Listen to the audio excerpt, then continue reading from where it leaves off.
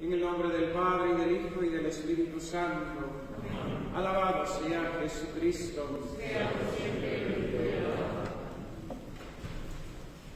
Conviene que repasemos el itinerario de la palabra de Dios durante estos 4 domingos de Adviento. El primero leíamos el Evangelio acerca del fin del mundo y del juicio de Dios, de su venida en majestad, acompañado de sus ángeles. Adviento, llegada cierta, pero que desconocemos el día y la hora, y por tanto se nos exige la actitud de vigilancia, de estar en vela, aguardando a que venga Cristo, para que ese día no nos sorprenda. Estar en vela, que significa vivir en gracia de Dios, en amistad con Él. En el segundo domingo de Adviento leíamos el Evangelio, donde Juan, por medio de sus discípulos, le preguntaba a Jesús si él era el Mesías o había que esperar a otro. Se nos mostró con la respuesta de Cristo nuestro Señor la presencia suya en medio de nosotros y cómo reconocemos verdaderamente su presencia salvadora. Los ciegos ven, los cojos andan, los leprosos quedan limpios, los sordos oyen, los muertos resucitan y los pobres son evangelizados. Milagros, obra de la gracia, que hoy Jesucristo sigue realizando en tantos hombres y mujeres de buena voluntad. El domingo pasado leíamos ese interrogatorio que le hacían los judíos a Juan acerca de si él era el Mesías, previniéndonos así nosotros del peligro de seguir a falsos profetas o a falsos mesías, a falsos salvadores que siempre, a lo largo de la historia, quieren captar nuestra atención, y renovando la conciencia de que solamente en Cristo Jesús tenemos nosotros la salvación. Hoy el Evangelio nos presenta como un marco solemne la predicación de Juan. Reconociendo a esos gobernadores del mundo, se nos presenta una persona sencilla en medio del desierto, predicando y llamando a la conversión. Como los antiguos profetas y como siempre la Iglesia, Juan predica, llama a la conversión, el reconocer los propios pecados, volverse a Dios, y no solamente de palabra, sino con la propia vida, con las obras. Así los que escuchaban se acercaban a Juan y le preguntaban: ¿nosotros qué hemos de hacer? Y Juan les daba aquellos consejos de vivir esa exigencia de la caridad, de vivir en la ley de Dios nuestro Señor. El mismo San Juan, su propia vida, se nos convierte para nosotros como modelo, encarnación de la vida orientada y puesta en Dios. Eso significa la conversión, poner nuestra vida en Dios, orientar nuestra vida hacia nuestro fin último, que es la salvación, la visión beatífica. La docilidad de Juan a la gracia del Espíritu Santo, el conocimiento que él tenía de Jesucristo y un conocimiento que le llevaba también a reconocer su propia pequeñez y su indignidad, el amor del precursor a la soledad y a la penitencia en medio del desierto, la profunda humildad del Bautista, su celo por Dios y la salvación de las almas, como su fortaleza en la predicación, sin temer perder su vida, sin temer ser castigado, son la muestra de que Juan era un santo, aquel que es por el mismo Cristo llamado profeta, más que profeta, el más grande de todos los hombres nacidos de mujer. Llamada a la conversión, a volver a Dios, es lo que Juan hacía, y es también lo que la Iglesia hace siempre, ha de hacer siempre, en todo momento. Llamada a la conversión, a reformar nuestras malas costumbres, a buscar la santidad.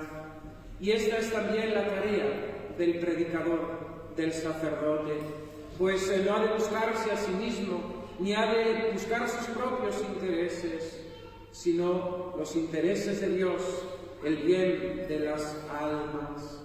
Grave misión recibe el predicador, grave misión recibe el sacerdote, grave misión tiene aquellos que ejercen la autoridad en la Iglesia para el pastoreo, para la salvación de las almas. Santa Teresa de Jesús era una mujer llena de Dios, llena de la gracia, y tenía esa simpatía en sus expresiones. Y hablando de la predicación y del poco efecto que surtía en las almas, decía ella: vamos, con tanto cuidado de no disgustar a los reyes, ni a los señores, ni al pueblo. Dicen que hacen poco fruto los sermones. ¿Sabes lo que me parece? Que tienen demasiada cavilación, demasiado rompedero de cabeza los que predican, pues buscan no disgustar a los reyes, ni a los señores, ni al pueblo. Es el querer buscar la complacencia, el aplauso, en favor de vender la verdad o de omitirla. Y es aquí, mis queridos hermanos, donde también nosotros hemos de entender y discernir las verdaderas reformas que agradan a Dios nuestro Señor, y la llamada que en este día la liturgia nos hace a convertirnos, a volvernos hacia el Señor. La misma historia de la Iglesia nos da muchísimos ejemplos de estas verdaderas reformas que tanto bien han hecho a las almas, que tanta gloria han dado a Dios nuestro Señor. Concilios, sínodos, santos predicadores y, en definitiva, la misma vida santa del pueblo de Dios son el testimonio más claro de aquello que debe ser una verdadera reforma, poniendo de manifiesto las falsas, las pseudo-reformas. Una verdadera reforma de vida, una verdadera conversión, ha de llevar hacia un mayor respeto, adoración y veneración de Dios y a todo lo que esté en relación con Él. Una liturgia santa, solemne, bella, cuidada, exacta, donde Dios sea el protagonista, donde Dios sea el centro.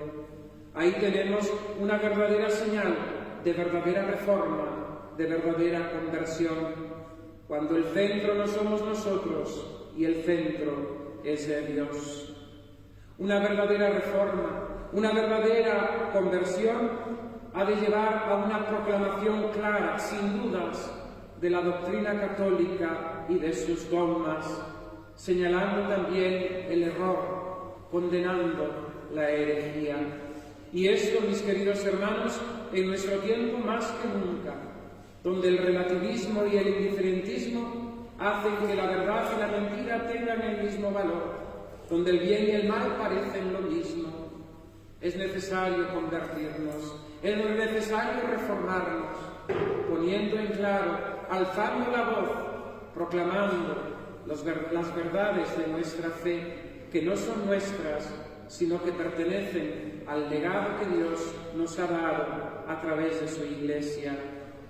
Una verdadera reforma, una verdadera conversión, ha de llevar a todos a una vivencia más coherente y radical del Evangelio, sabiendo que la norma de nuestra vida no está en la moda o en el sentimentalismo o en el dictado de nuestras pasiones, sino en la palabra de Dios, en ajustarnos a su santa ley, a sus mandamientos. He ahí la prueba de que verdaderamente vivimos en conversión, porque nuestra vida está ajustada a la palabra de Dios. Una verdadera reforma, mis queridos hermanos, una verdadera reforma y conversión ha de llevar a la vivencia de la caridad, del amor, no solamente con palabras altisonantes, con palabras rimbombantes, que en la mayoría de los casos son mentiras y embustes. Obras son amores. Y ahí es donde se descubre y se sabe lo que es verdaderamente fruto de Dios, fruto de la acción de la gracia. Por sus frutos, nos dice el Señor, por sus frutos los conoceréis. En fin, las verdaderas reformas en la Iglesia son aquellas que producen y llevan a la santidad, a una mayor exigencia, a una mayor coherencia, a aquel radicalismo del Evangelio, cuando el Señor nos dice: el que quiera ser mi discípulo, niéguese a sí mismo, cargue con su cruz y sígame. Oigamos hoy la voz de Juan, que también a nosotros nos dice: voz que clama en el desierto, preparad el camino del Señor. Y podemos preguntarnos: ¿cómo hemos de preparar nosotros el camino del Señor? El mismo profeta lo dice: enderezad las sendas torcidas, rellenad los valles, allanad las colinas, el camino tortuoso rectificadlo, el camino áspero igualadlo. Hemos de hacer obras públicas en nuestra alma y en nuestra vida y en nuestras costumbres. Hemos de enderezar aquello que está torcido en nuestra vida. Hemos de rellenar aquello que está falto. Hemos de allanar aquellas colinas que nos impiden llegar a Dios. Hemos de corregir el camino tortuoso. Hemos de enmendar el camino áspero. Ahora nos toca a nosotros examinar por qué camino voy. ¿Voy hacia Dios? ¿Qué impedimentos pongo en mi camino? ¿Qué impedimentos hay? ¿Qué carencias? Y ponerle remedio, pidiendo siempre el auxilio de la gracia. Contemplando a María Santísima, junto con San José en su camino hacia Belén, para cumplir el decreto del emperador que les obligaba al censo, pidámosle a Nuestra Señora, ella que es camino recto, seguro y fácil para llegar a Jesucristo, que nosotros no vayamos por otro camino que no sea ella, su tierna devoción, su verdadera devoción a María Santísima, que nos conduzca hasta Jesucristo, nuestra única salvación. Que así sea. En nombre del Padre, y del Hijo, y del Espíritu Santo. Amén.